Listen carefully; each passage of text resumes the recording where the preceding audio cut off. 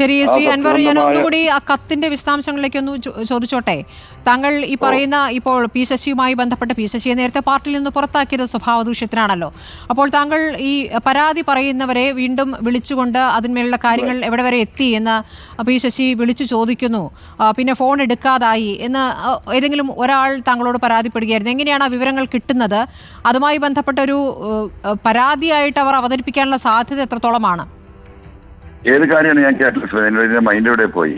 അല്ലല്ല, പി ശശിക്ക് സ്വഭാവ ദൂഷ്യമുണ്ട്. ഒരു ശൃംഗാര രൂപത്തിൽ കാണാൻ കൊള്ളാവുന്ന സ്ത്രീകളുടെ നമ്പർ എടുത്ത് വിളിക്കുന്നു എന്നുള്ള കാര്യം താങ്കൾ ആ കത്തിൽ അവസാനം പറയുന്നുണ്ടല്ലോ.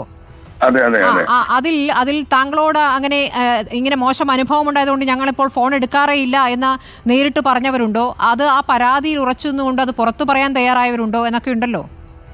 ഇല്ല, അവരാരും തയ്യാറാവും. ഒരു പോലീസ് ഓഫീസറുടെ കാര്യം കൂടെ പറഞ്ഞിട്ടുണ്ട്. ഒരു SI ഇപ്പൊ അടുത്ത കാലത്താ അവരുടെ ട്രാൻസ്ഫറുമായി ബന്ധപ്പെട്ട് സ്റ്റേഷനിൽ പോയതാണ്. സോറി, ശശിയുടെ ഓഫീസിൽ പോയതാണ്. അവിടുന്ന് ഫോൺ പുറത്ത് ഭർത്താവിനെ നിർത്തി ഈ വൈഫ് കയറിയിട്ട് അവരോട് പറഞ്ഞു, കാര്യങ്ങളൊക്കെ പറഞ്ഞു കഴിഞ്ഞതിന് ശേഷം നിങ്ങൾ വിചാരിച്ചെങ്കിലേ ഈ കാര്യങ്ങൾ നടക്കുകയുള്ളൂ എന്ന് ഈ സബ് ഇൻസ്പെക്ടറുടെ ഭാര്യ അവരോട് പറയാണ്, അവരോട് ശശിയുടെ അടുത്ത്.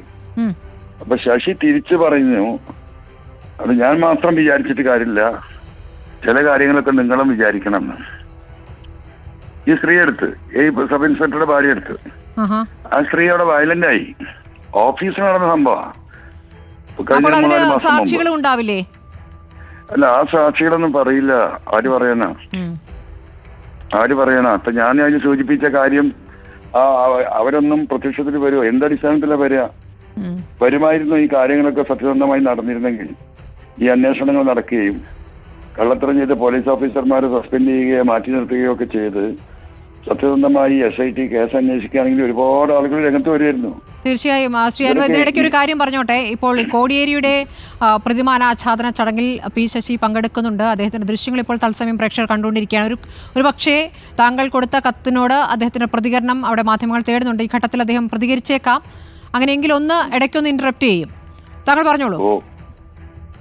അല്ല, അപ്പോ ആരാണ് വെളിച്ചത്തേക്ക് വരിക? എനിക്ക് പ്രാന്താന്നില്ലോടത്തല്ലേ നിങ്ങളടക്കം നിൽക്കുന്നത്. ഒരു മനുഷ്യന്റെ ജീവനും ജീവിതവും എല്ലാം നഷ്ടപ്പെടുത്തിയിട്ട് ഇവരൊക്കെ പുറത്തു വരുമോ? എന്നെപ്പോലുള്ള ആള് ഇത്രയും സത്യസന്ധമായി ഇത്രയും കാര്യങ്ങൾ ഉന്നയിച്ചിട്ട് പോലും ഒരു പ്രതിവിധിയോ അല്ലെങ്കിൽ സത്യസന്ധമായ ഒരു അന്വേഷണമോ നടക്കാത്തൊരു ഗതിയില്ല. ആര് വരാനാ? ഒരാളും വരില്ല. പ്രതീക്ഷയും വേണ്ട.